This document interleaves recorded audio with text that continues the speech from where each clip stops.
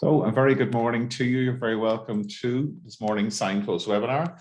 My name is Mark Gibson, I'm Programme Manager of the Teagasc Connected programme, and we're joined by Pat Murphy, who is the head of the Teagasc Knowledge Transfer Programme on Environment.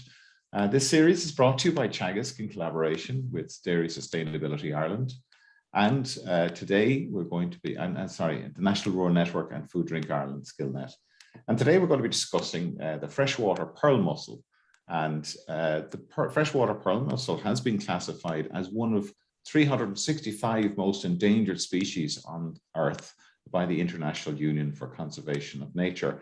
So in response to that, this status, a relatively new project has been established to recognise farmers financially and to recognise the environmental efforts that they've been making. So we're delighted to be joined by Dr. Patrick Crushell, who is a chartered ecologist and is project manager of the Freshwater Pearl Mussel Project, EIP. Patrick, good morning to you. Morning, Mark. Thanks for inviting me along. You're very welcome to the Signpost webinar. It's really good to have you and to share the really excellent work that you're doing. The Freshwater Pearl Mussel Project, it's working across a number of different catchments, Patrick, is that right? That's right, Mark. We're working in 8 catchments across the western seaboard, from the north of Donegal, from Glenveigh down as far as southwest Cork, down near Beara Peninsula. So we've 8 catchments. They're very similar in characteristics, same types of farming, same type of landscape. So it's an exciting project. They're the most important catchments, I suppose, for these pearl mussels. They still sustain a recruiting population, which I can go into in a bit more detail later. Yeah. I understand there's populations in Russia, but Ireland is probably one of the largest populations across Europe. Is that right?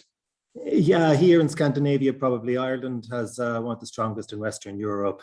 They've gone extinct from large areas of Western Europe. In Ireland and within Ireland itself, I suppose the western seaboard, it's those catchments that haven't suffered as much land use change and pressures over the years that still sustain the conditions necessary for this species. So that's why we're concentrating on those ones. Like some of the eastern catchments in Ireland would still sustain adult mussels, but they're on their way out. There's no juveniles being recruited, so they're really just a almost extinct population just waiting to go.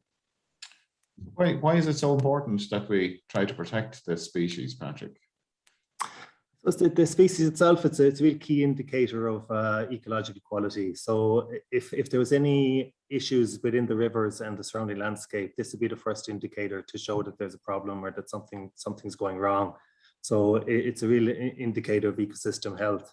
I mean, the species itself, it's an extraordinary creature in its life cycle and that, and it's an ancient species, and it just adds to biodiversity to keep that there. And the functioning of these rivers, it contributes to that. It provides a lot of functions in relation to water quality and even cleans the water itself through its filtering process and that. So yeah, it is a key species that we should be trying to conserve and retain. Great.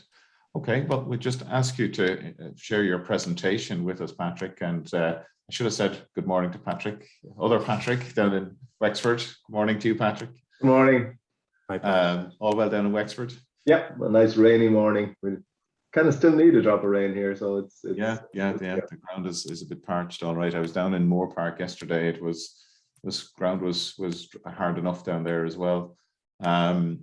So just to remind everybody that today's webinar is being recorded and will be available on the Teagasc YouTube channel, as well as Patrick's presentation. And do use the Q&A tab at the bottom of the screen there and send us your questions. We'd love to. We've left plenty of time for discussion at the end. So if you have any questions at all, we'd be delighted to discuss them at the end of the presentation. So Patrick, we'll hand over to you and we'll chat to you afterwards. Great. Thanks, Mark. So yeah, thanks. I'm here, as I said, to present the Pearl Mussel Project. It's a European innovation partnership. We've been set up to trial and design and implement a results-based payment scheme targeting endangered species, and while delivering also for wider environmental benefits. So I suppose what sets us apart from some of the other results-based schemes out there is that we're attempting to our target in this is water quality and an aquatic species. So that's the main challenge and what sets us apart from some of the other results-based programs out there that are mainly focusing on terrestrial habitats and species. So we're working in, as I mentioned a minute ago, we're working in the top 8 catchments in Ireland. They support 35% of the European freshwater pearl mussel population. The funding for the program is from the Department of Agriculture, Food and Marine, and it's under Rural Development Program 2014 to 2020. So we're a European Innovation Partnership. We're one of the larger EIPs in the country with a total budget of 10 million. It's a 5-year project. The whole idea is that the results-based approach is we're locally adapting the scheme to the areas we're working in, to the landscape and to the types of farming and stuff in these catchments. The key stakeholders, obviously the farmers themselves we're engaged with, our ecologists, our own team. We've got a team of agri and environment and ecological experts on board, and we work out of South Kerry and Mayo. We also work very closely with a team of farm advisors around the country, independent advisors that work on the program with us and for us and for the farmers. And we're also engaging a lot with the managing authorities such as National Parks and Wildlife and the department and LawPro and other agencies. I suppose with the main idea of setting up this program in the first place, or the requirement for it, was in response to the environmental trends. I mean, freshwater pearl mussel itself, it's critically endangered. As Mark mentioned, it's one of 365 most endangered species on Earth. And 80% of the national population, so of our population, 80% of it occurs in eight populations. So that's 35% of the EU population. Its overall status and trend, even despite us having such a big population, is still declining and in bad conservation status. So it's critical that something be done to try and address it. And agriculture is just one of the pressures affecting the species. I mean, there's other pressures within these catchments, including forestry and other land uses. So general water quality, I mean, there's tenfold decline in pristine water since the late 80s. So it's critical that something be done to try and address that issue and improve things. Similarly, habitats in the western upland areas, which is where we're working, they're also in very bad status and declining. So that's all of your peatlands, your grasslands, your upland habitats. So again, these are the different trends that we're trying to reverse or trying to address to some degree through our program. And then climate change, of course, it's compounding many of the above issues. So just to give you a bit of background on the freshwater pearl mussel itself, it's an extremely complex life cycle. It occurs in river environments. It lives up to 140 years each individual. So the adults, they live in the bed of the river. They just sit there. They don't attach to anything, but sit in the bed of the river. If you're not familiar with them, they look no different to stones when you're looking in from a bridge or anything. But they'd be filtering water away there all day long. And the male and the female, they're two separates, and they reproduce by the male releases sperm, and the female takes it in and broods the larvae, and they get released as larvae into the water column at a certain time of the year, July every year. And those larvae then are just released into a water column where they need to attach to the gills of a salmon or a trout in a short enough period. And they attach to the gills of the salmon or the trout where there's enough oxygen there for them to survive.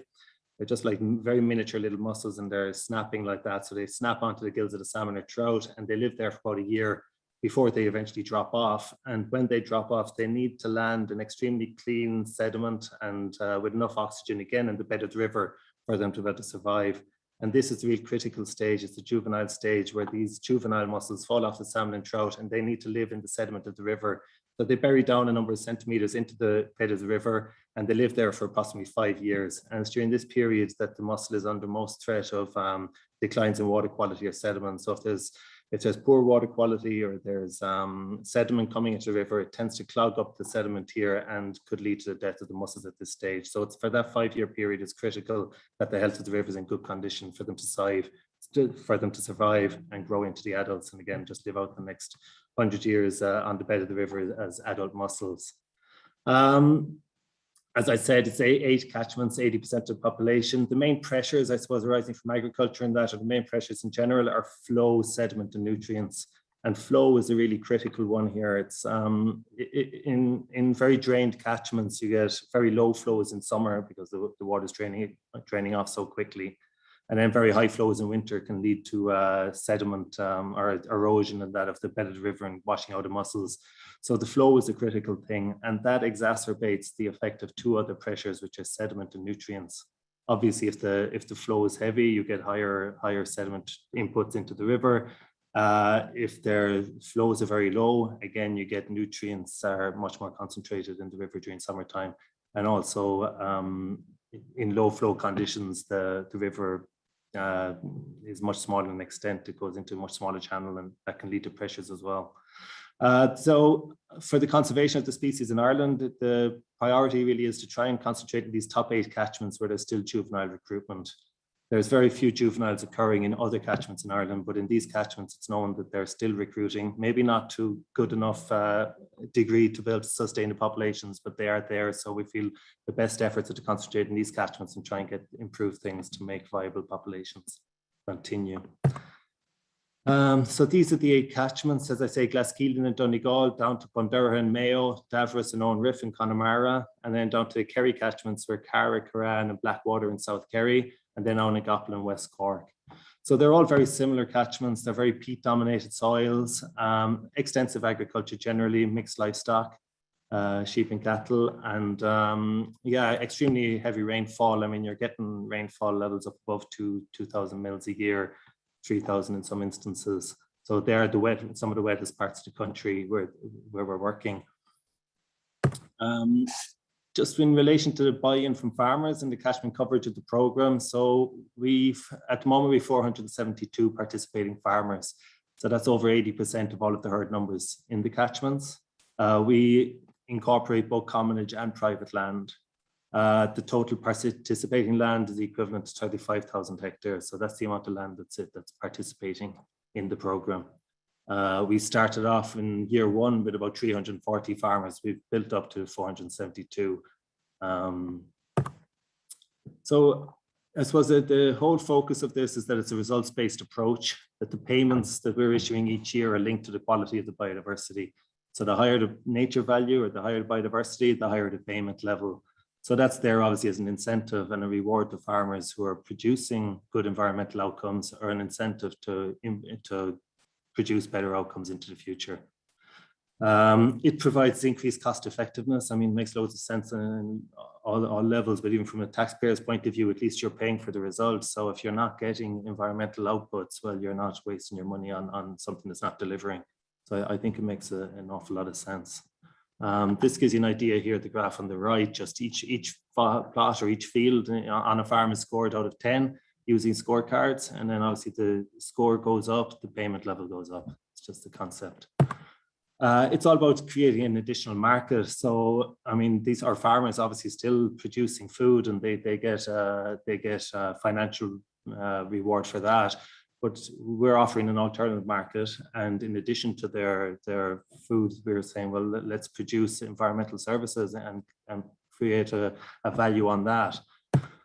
So what we're paying for, I suppose, is biodiversity, water, and carbon, and that's what we're addressing. While our focus is on water quality, we're also feel we're delivering for these things, and that's based on the scorecards and the design of the program. That the results result indicators we've chosen reflect improvements in these environmental benefits. I suppose the challenge posed by the aquatic species, which is really the challenges we had when we were designing the program, is that you have to choose an appropriate result indicator. And obviously water quality is a very difficult thing to measure in the first instance, but also to relate back to land use in a local area. So, and as well, of course, the farmers aren't necessarily farming in the rivers, they're farming the land. So it has to be within the farmer's control. And the result indicators have to obviously reflect the quality of the target. But also they need to be within the farmer's control. So we're assessing it's mostly terrestrial assessments, but it's obviously indicative of what's happening in the freshwater environment. Hydrological connectivity is a big challenge. we need to adapt a whole farm approach. We can't just focus on particular areas of the farm, because that whole farm is connected to the watercourses in some way or another, from the farmyard through to your most improved pastures down to the more extensive areas of the farm. So that's really what sets us apart from some of the other projects. We also need a catchment-based approach. So it's not just designated lands. Obviously, any area of land within a river catchment contributes to water quality. So we have to consider everything within the catchment, not just the river itself and the bordering lands. And I suppose the main thing is that we need to incentivize farmers to address problems and to improve low-scoring lands and pressure points. So we're not just rewarding the best parts of the farm. We're actually looking at improve the worst parts of it, because that's giving rise to what the issue is in the river. So these are the result indicators we settled on. It's farm habitat quality. So we're looking at our grasslands, woodlands, and peatlands. We've scorecard for each of the 3 of those. Each year, these are outgoing advisors working on our behalf, go out, or working on the farmer's behalf, go out and assess these habitats on the farm, score them from 0 to 10. The weighting on the scorecard is very much towards good hydrological status, a good water retention status, and condition of the wetter habitats. Floodplain quality, we also assess that each year. So it's related to the scores on the plots, and also the length of floodplain on an individual farm. Then we also look at the drainage and water courses. Obviously, we don't ignore what's happening in the water courses. We need to see where there's pressures and threats on the water course, and we address those through a whole farm assessment. So we're looking at where there's access by animals, or evidence of erosion due to that, or where there's vehicle access even, or whether there's an absence of a buffer zone in improved lands would imply a risk of water quality. So we assess the risk, and there's a correction factor on the farmer's payment based on that risk. If the risk is very low, they get their full payment. If there's very high risk or evidence of damage, the payment is reduced. And we also look at the farmyard and nutrient management to address those things. Just give you an idea of the peatland quality. Obviously, the one on the left is low quality. It's getting a low score. 0 to 4 we don't pay on, and that there, obviously there's a lot of sheet erosion happening there. So it's a clear indication that would be leading to low water quality, but obviously the habitat itself is in poor quality. So that would not be getting a payment on our program.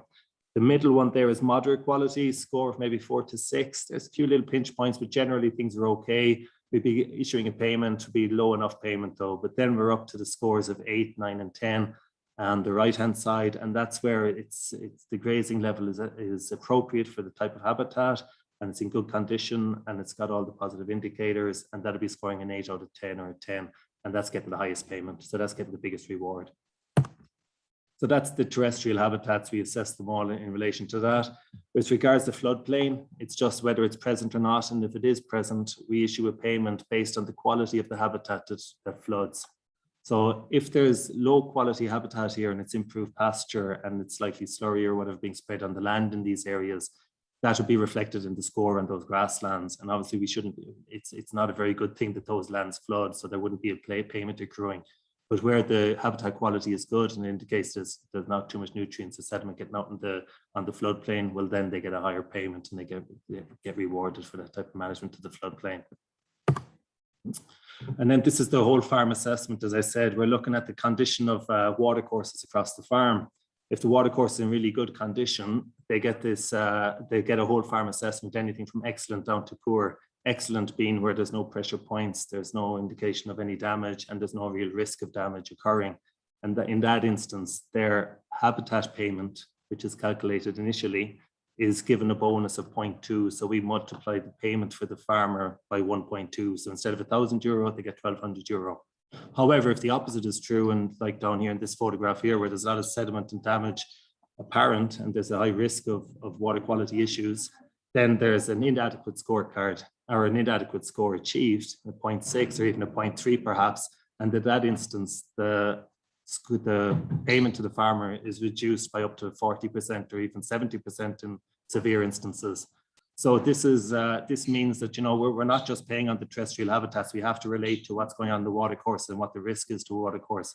So that's how the correction works, that it's very much targeted towards the aquatic species, that if someone does have very high terrestrial habitats, well, we can't be issuing a very high payment if there's a risk to water quality. The assessing the results, the assessments are done each year by approved advisors. We've upwards of 60 agricultural advisors approved to work on the program. They go through annual training and they go out and visit all the farms each year. And they're really the key between ourselves and the farmer.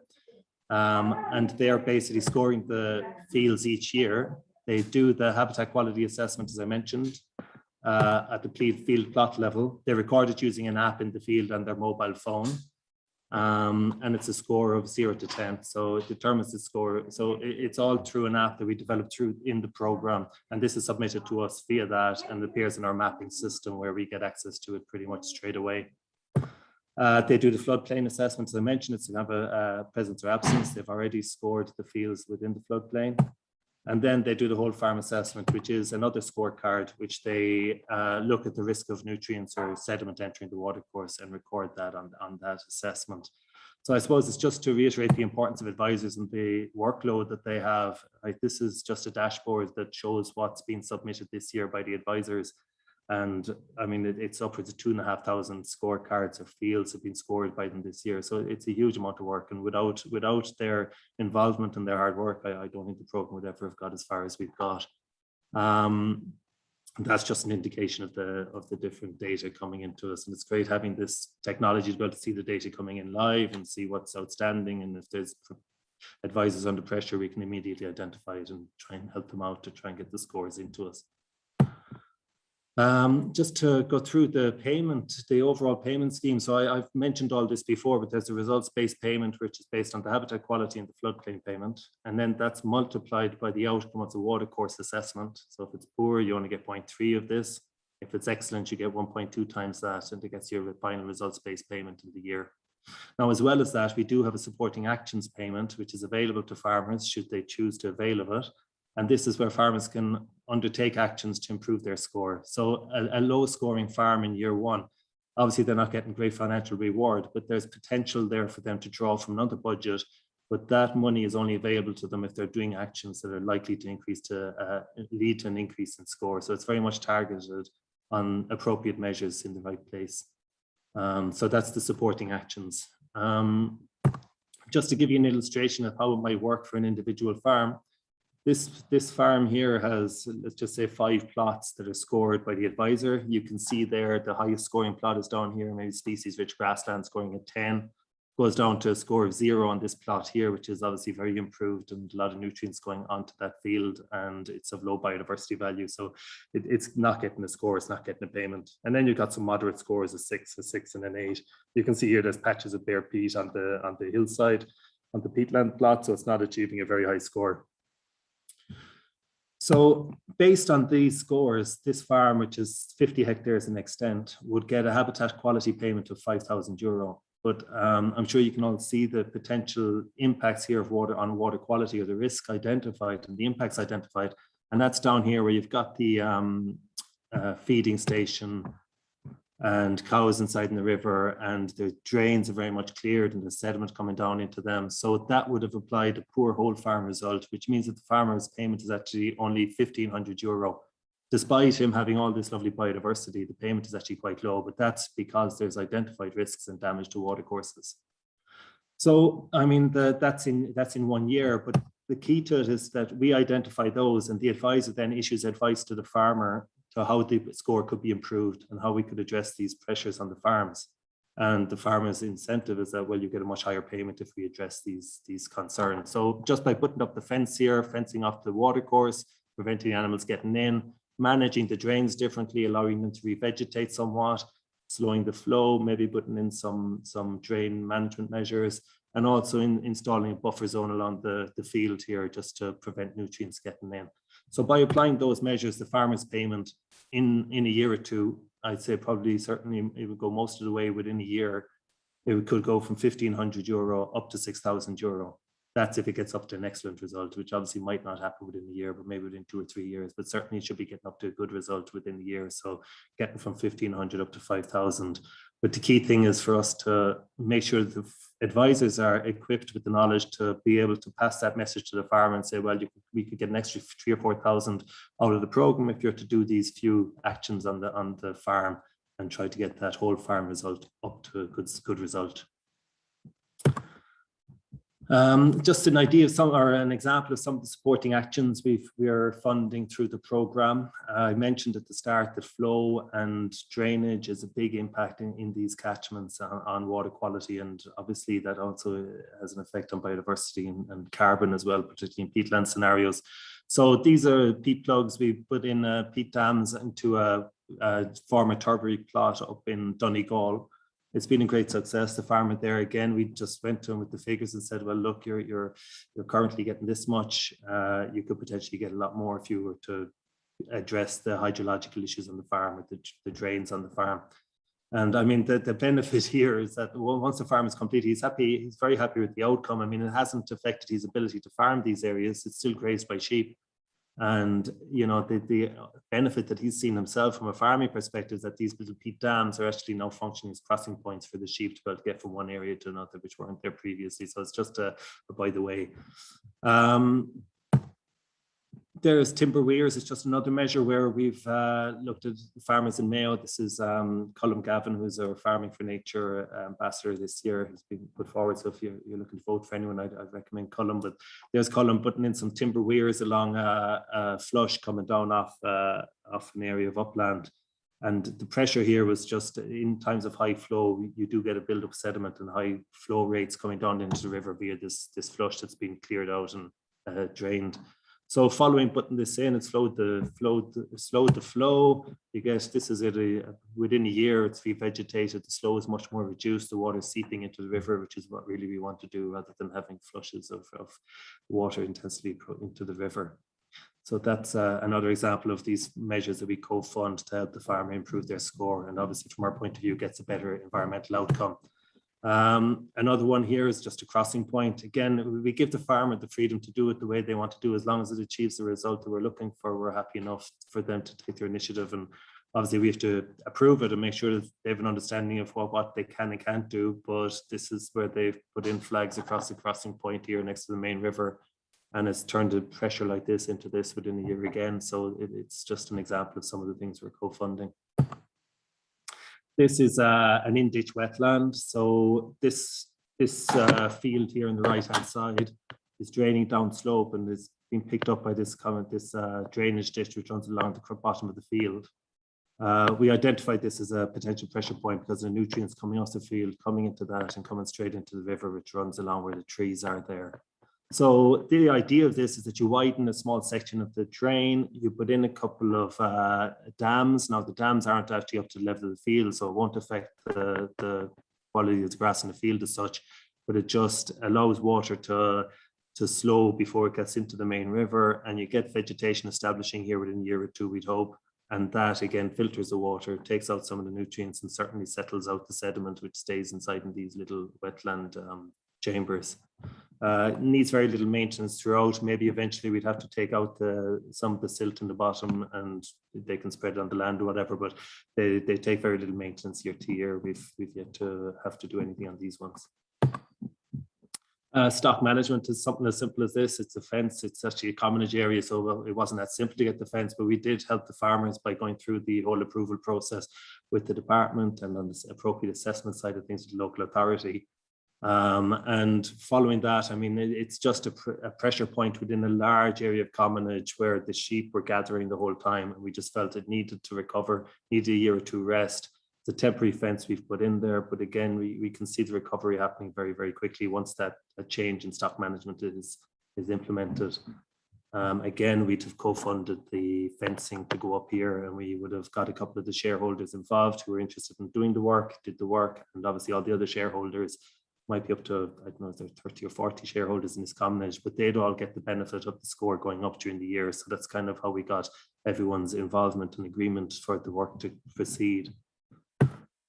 So that's it. I mentioned the advisors. I mean, it's very much delivered by the network of advisors. We're there to facilitate the advisors and the farmers working together.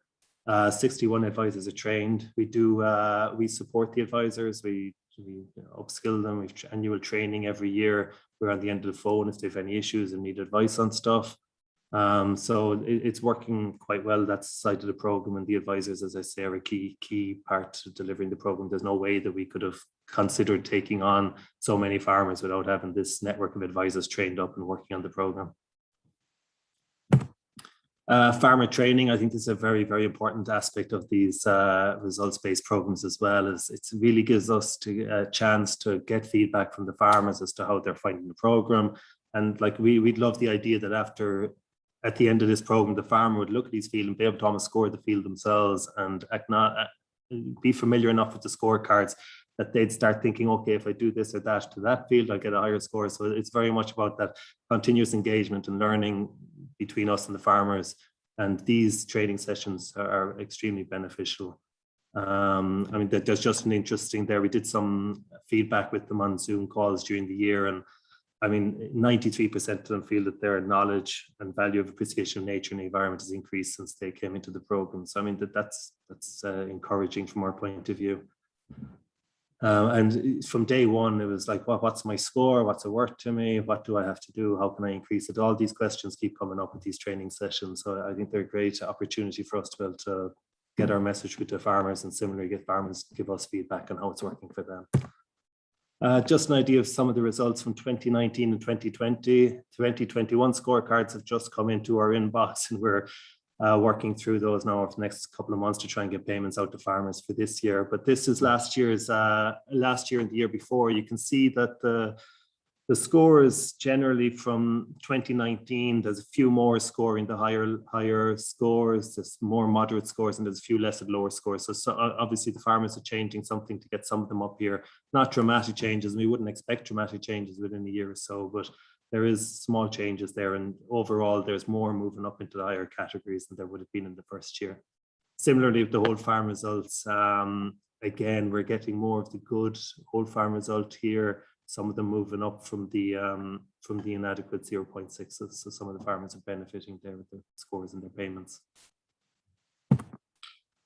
Just, I suppose, something that we like to kind of get out there is the value of the data we have. Like we have the amount of information on the scorecards is amazing, and how that can be used for other purposes or for environmental purposes is very useful. Here we can just see the presence of rhododendron. There's just one question on the scorecard where you can show the distribution of rhododendron within a catchment based on the data that we're recording each year, or the advisors recording each year.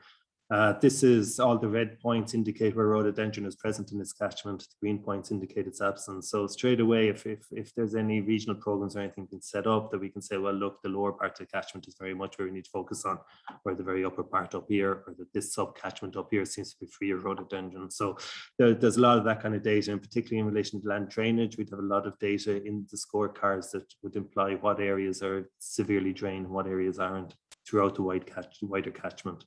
So I think there's a lot of value to be got from the data we're recording, and not just to give an indication of the scores and the payments to the farmers.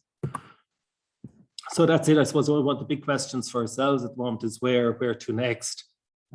We feel that this approach can be universally applied. I mean, I think the whole farm approach is a huge learning from our project, and it could be adapted and used in the wider agri-environment sector.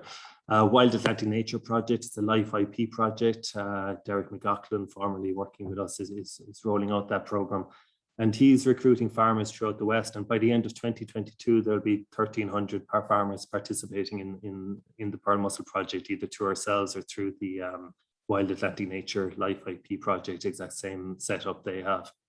The new CAP, I think it presents an opportunity to expand and roll out this program and some of the other results-based programs. We're very much compatible with the Burren program and Hen Harrier EIP. We very much learned from them and kind of adapted what they've done before us. I think it's a demonstrable delivery of climate, biodiversity, water quality benefits. So while our target is freshwater pearl mussel, I do firmly believe we're also delivering for the climate and biodiversity as well.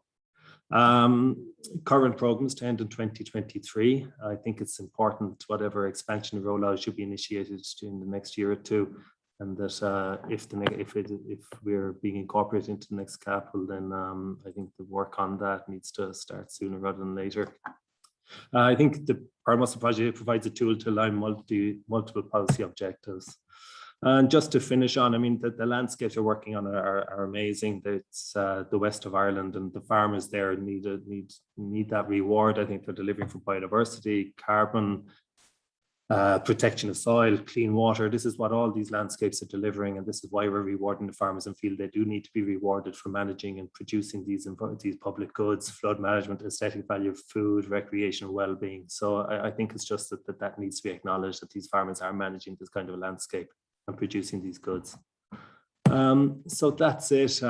Thanks very much. I hope you found it of interest. There's our contact details, and if you want any further information, you can download it off our website. Thank you, Patrick. I really enjoy the presentation. Particularly, I love to see those before and after photographs. You know, it's an amazing the impact. Was it just 2 years that commonage area was, or not commonage area, but the lakeside area had been fenced off?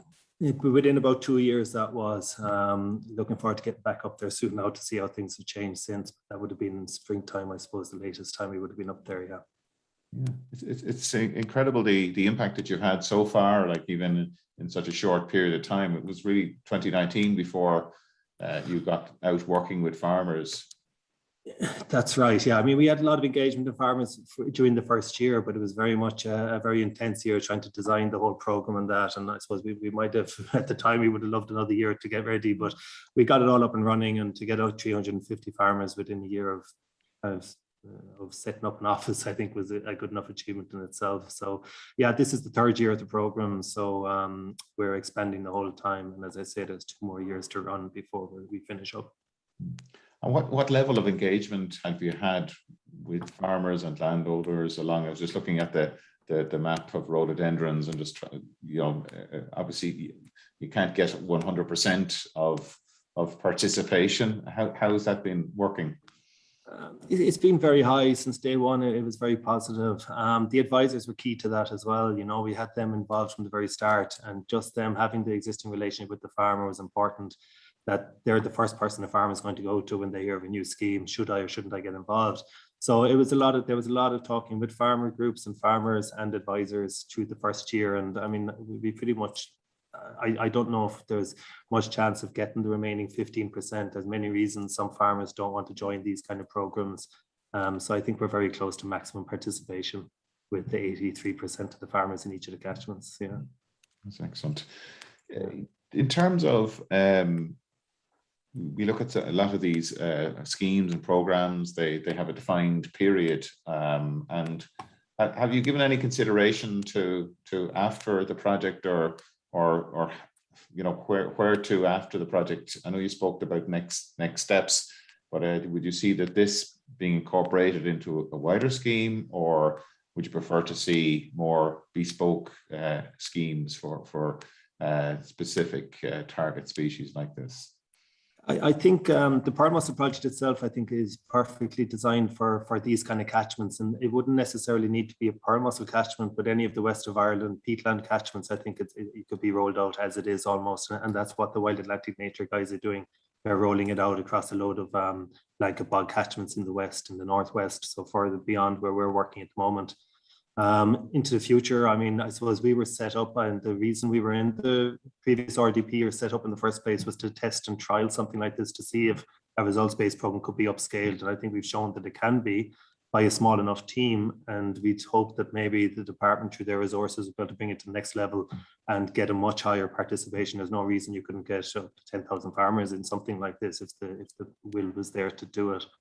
And I think with small tweaks, it could be expanded throughout different types of landscape. And yeah, so that's where I'd like to see it go. Yeah, for sure. I know that there's proposals for cooperation projects in the next CAP. So hopefully it'll fit in somewhere there, or at least the learnings will be taken on board through that. Some questions in, and we have a great attendance here of advisors, foresters, ASSIP advisors, people from policy. We have researchers, huge array of viewers this morning. So welcome to everybody. But just specifically around the involvement of advisors, people asking how would advisors paid for the services and who pays for this? Just unmute there, Patrick. myself. Sorry. Yeah, the advisors are paid by the farmers, so it comes out of the farmers' payment. So our payment rates are calculated on the basis that there's probably 20% administration fee in there built into the payment. So the farmer pays the advisor out of the payment that we issue them. We assume it comes out of that money. In the case of commonages, we kind of agree a payment rate for a commonage area and we facilitate the payment. So the advisor doesn't need to invoice all the individual shareholders. We pass the payment onto the advisor and deduct it from the farmer's payment ourselves. But it's generally a very small amount when it's divided up amongst all the farmers. So that works well enough as well. Okay. And going back to my other question there, there's a question here about how long will the payments to farmers continue, and is there an expectation that the improvement achieved will be maintained if payments finish? So I think that's quite a good question, because I know there was an issue there, I know where farmers were involved in the REPS program, and as the years went by, it was argued that maybe there were less actual maybe capital expenditure works or works on the farm to be done. Where do you see that headed? Yeah, I think that's the great thing about the results-based programs, is that there's a sustainable payment there for the farmer, and obviously subject to the results-based scheme continuing, but it's not based on having to do capital works every year, which surely at some stage you have enough fencing done that you don't need to do any more fencing. So I think there's a sustainable payment means there by issuing the results-based payment. And yeah, I don't know. I mean, we'd obviously hope that something like this will continue, and the mutings we're getting from the department and even from the EU side of things is that this is the way forward and the results-based payments are here to stay. But it's the first thing the farmers asked us 5 years ago when they came into it. Well, how do we know what's going to happen at the end of it? And, you know, farmers are slow to make that big jump to do capital works without knowing that it'll be a long-term benefit, as any of us would be. It's an investment on their part. And particularly when we're asking them to look at the drainage of their peatlands.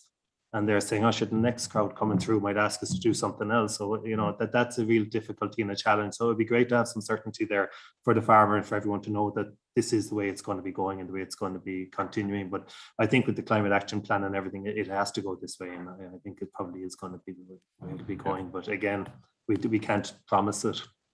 No, I agree. I think that the longevity we need to try and have that certainty there for participants as long as possible.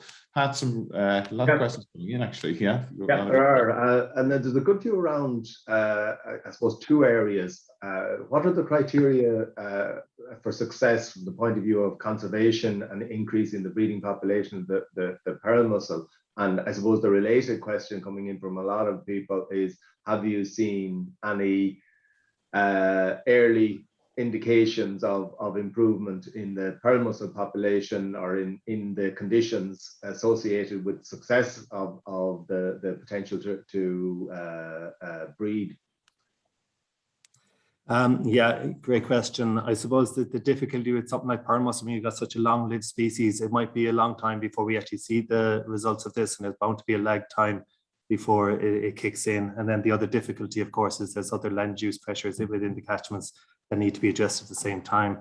But the actual monitoring of pearl mussel populations is done by National Parks and Wildlife Service, and that's on a rolling basis every number of years. Now, I think they've had preliminary good results down in the Kerry catchments after the project that preceded us, Kerry Life. So those results are kind of coming in now, and it shows that things have improved somewhat. So early indications are good, but as I say, it's a long-term rolling thing, and it's related to what Mark says. You know, these things, when you're dealing with long-lived species, it might be 10 or 15 years before we see the benefits on the mussels. But even the improved results at the farm level, the knock-on from that is there's got to be an improvement further down the catchment and overall in the catchment on account of farming. A couple of questions again around. Okay, the pearl mussel is an indicator species of pristine water quality, but is there any, or can we transplant transfer to other locations if the baseline water quality improved? In other words, areas that may have had populations in the past, is there any prospect of doing that if we could get the water quality right to take them? Yeah, interesting question. I think there's a lot of relict populations in the country that still sustain the adults. So when the adult mussels are there, they can withstand much more pressure than the juveniles. So I suppose they're non-reproducing populations. So I suppose they'd be the next ones you'd kind of focus in on. And if the conditions in the river are right, well, they should naturally maybe come back because they do have the potential to reproduce into old age. But it takes an awful lot for those rivers to recover to such a degree because there's so much silt and sediment after coming down that it's locked into the substrate, and it's the substrate quality, not just the water quality, that you need improvements on. So it's a major amount of work to do that. I think translocating mussels from one river to a river where they're gone completely from is probably further down the line. I think the priority would be to try and maybe first of all safeguard the ones where we have recruiting populations like our ones, and then look at those where there's relic populations of adults and try to get the habitat conditions right for them to either sustainably or naturally reproduce again would probably be the next best approach.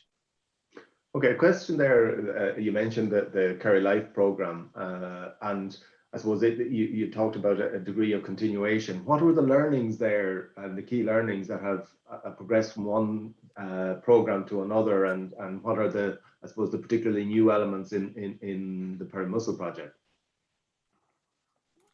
Yeah, I suppose our big the big learnings that we got from them, I suppose, was the knowledge of the catchments where we started working in, and they would have done a lot of research on the water quality and that side of things, and also the individual measures. So they were more kind of testing measures and the ability of measures to improve things.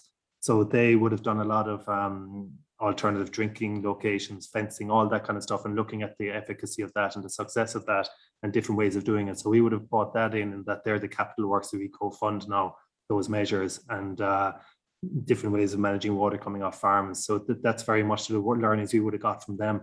Now we would have taken what they did, and they did an element of results-based, but we just brought it to another level with results-based side of things. And very much maybe we do have measures as actions that farmers can do, but that's secondary to the actual results-based payment, which is our main payment, whereas the Kerry Life was more focused on the actions and getting them right. But so I think it's been a good transfer. And of course, they did all the footwork of getting the farmers engaged and involved in the first day that when we came in, we were pushing an open door with a lot of the farmers in South Kerry because they had already worked with the guys in Kerry Life for 5 years. Right. A question there in relation to, I suppose that they're saying the purpose of the EIPs was to learn with a view to mainstreaming some measures into future agri-environmental and climate schemes. To what extent have you been engaged with the Department of Agriculture in relation to the formulation of the CAP strategic plan? I suppose that there's been good engagement over the last year or so. We've had a lot of meetings with them. I suppose I'm part of this Farming for Nature technical group that we've put forward a submission on how we could see these results-based programs being incorporated into the next CAP. So it's been mixed, I suppose. At times it's been frustrating that we were kind of wondering if their learnings are ever actually going to be incorporated. But in fairness, we had very intense meetings with them most of this year, but I think the pressure is on to really move to the next level and try and nail it down as to what shape it's going to take. But certainly in the last year, we've had a lot of engagement, and in fairness to the department, they have been taking our learnings on board from what we can see. And there's a question in relation to the nature of or a couple of questions about the nature of the payment. That at the moment, it's a top, if I'm right, it's a top-up payment over and above any involvement in agri-environmental schemes. So there's a question there: is there any issues with double payments, and going forward, is this the model of where high intensity results-based schemes need to be top up, or should they be fully incorporated? I think they should, the bar is set so high in these areas of high nature value farmland that I think that it's right that the farmers should expect to get a certain level, but then have the ability to earn more if they so wish, and the ability to achieve more because we're asking them to deliver more in these areas. So I do think it's important that the results base be on top of what the baseline payments are. at the moment, there's no real risk of double payment, and that we would have assessed the potential for that to arise through TAMS and stuff. So a lot of our actions that we're funding, we have to make sure that they're not double funded already through TAMS, and that those kind of checks are done. But also GLAS was considered as a potential for double payment, and we came to the conclusion that probably there might be a 40% overlap between our grassland scorecard and GLAS. So the payments on LIP parcels, for example, that are for low input permanent pasture, those parcels can only receive 60% of our payment because they're already paid under GLAS for that, a similar measure. So that's how that's addressed. Yeah, there is an interaction between the schemes. That's useful. We had a question here. Why is it called pearl mussel? Very simple question. And I know it might sound obvious, but I know that there is another threat to pearl mussels as well, in terms of poaching. Am I right in that, Patrick? Yes. So the reason they're called freshwater pearl mussels is that they do 1 in 1,000 maybe might have a small pearl in them. They're not exactly a perfectly round pearl, but some clump of a kind of a pearl, and they do form. So they would have been harvested in the past for that purpose. But I mean, it's illegal to take them or injure them or take them from a river at this stage. I think poaching is largely no longer a threat or a pressure, thank goodness. But yeah, that's it. They do form pearls within them, or within a small proportion of them. And to what degree has there been engagement outside of the, let's say, the direct farming community, Patrick, you know, with the wider community around this project? Because I know you did say that it is more than just farming that's adding to the pressures on these creatures. Yeah, I suppose our key thing is with the farmers and engaging with them and through our training courses and stuff like that. But we also do school events and that kind of thing. So we do go out to the local schools and we give presentations to them every now and again and do colouring competitions and that kind of thing. So I think that's a big thing that we do locally in each of the catchments. Beyond that, I suppose these are real farming communities. So when you're with the farmers, you're pretty much embedded in the community at that stage. We do have aspirations to run they have a Pearl Mussel Cup down in Kerry between the catchments, where they have an under 10 football competition every year. So unfortunately with COVID, we've had to give that up. We'd hope to maybe reinstate that next year. It's one of the first things the farmers asked us before they'd sign up: will you continue with the Pearl Mussel Cup? So that's just something, by the way. But I suppose the other stakeholders obviously are forestry and the likes of that, and they'd be sitting on our steering group and we'd be engaging with them a bit, but we're certainly trying to focus in on the farming and the farmers. And, you know, I do think it's important that there be an umbrella there to bring all the stakeholders together, because it isn't only farming that's the big pressure in these areas. There's other activities. Turbery as well as another one that's kind of somewhat unregulated. What sort of measures, because there are measures I know that within forestry regulations that they have to adhere to try and reduce sedimentation and so forth. Is that having an effect? It is. I'd say I wouldn't be fully abreast of where they're at the moment, but certainly they've quite a high bar to reach now to ensure that there's no silt and sediment coming off during felling and replanting and stuff. But I know they have their own difficulties in these catchments to be able to pursue the forestry without having effects on pearl mussel, which is critically endangered. Yeah. Question there in relation to the when you're looking at a farm assessment, are you paying more attention to the closer you get to the river, or is it basically looking at the farm in its totality and treating it all in a similar way? It's very much treating it all in a similar way, but some of the questions are very much related to how the interaction of the plot is with the watercourse. So is there a buffer zone present? Is there runoff coming from this field into a main river channel or not? But and certainly I suppose it's all assessed the whole way, and we treat every parcel of land the same. But there is a top-up payment for farmers that have exceptionally important land along the main river. So that's the floodplain payment. So in that instance, I suppose we are rewarding more as you get closer to the main rivers. The question there is I suppose a catchment payment for all farmers in an area possible if this is to be scaled up, or to what you're looking at, I suppose, moving to a broader level of susceptible or high nature value habitats. Yeah, I think that's a very interesting concept. We've been looking at it as an idea to pursue in our program, to trial it. It would be a kind of a bonus payment maybe for farmers within subcatchments where there's notable improvements in water quality, that each farmer who has land in that catchment might get into a bonus if there's an improvement in water quality. The difficulty arises in measuring it and kind of differentiating it from other potential sources within the catchments, but it's something we'd aspire to, and I think it'd be very good if there was some kind of a landscape type payment or a sub-catchment based payment, if we could relate it to achievements and to get collective kind of buy-in from the farmers in the catchments. An early question that we had was, what were the criteria used in picking the catchments? It's basically the top 8 catchments. So the National Parks and Wildlife Service would have been monitoring the pearl mussel populations throughout the country, and these catchments we regarded as the most important and the ones with best juvenile recruitment. So they're the ones that show the best signs of being able to be recoverable.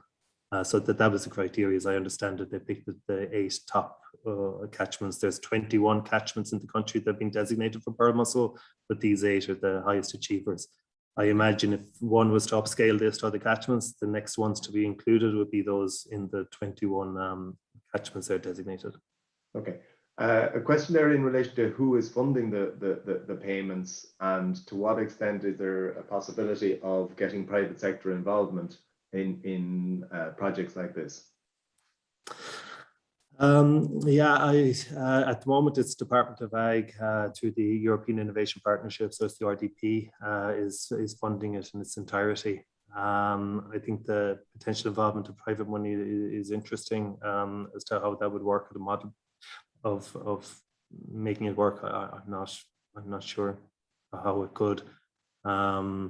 I mean, a nice idea would be to look at the branding side of things, that if we feel that if the consumer is looking at products coming from these areas where they know that the farmers are delivering something like this, that maybe the results based could be reflected in the branding side of things. So the higher the result, the higher the price the farmer gets for their produce might be a way of getting additional funding into it. There's a question there in relation to the opportunity for farmers to feed back their knowledge and experience through the process. Does that happen, and has it led to any improvements in the process? Well, there is definitely feedback coming from them. We do have meetings at the end of the year, and our catchment officers are out meeting farmers nearly every day, and there is a lot of feedback. And we have addressed any potential issues of concern to them at different stages. We weren't willing to get rid of our whole farm assessment. Myself and them would have wanted, because that would have just completely turned the whole objective of what we're doing on its head. But no, certainly there's been a lot of feedback from them, and we've had very good feedback, and we do incorporate it into our own learnings. We might finish off with a heresy of a question. Can you eat the mussel? Not if you want to survive, I'd say. I doubt they'd be very tasty, so I wouldn't try them. No. Not the objective of this project, Pat. No, I don't think they do you any good if they're sitting in the river for 100 years. They're accumulating some nasty stuff.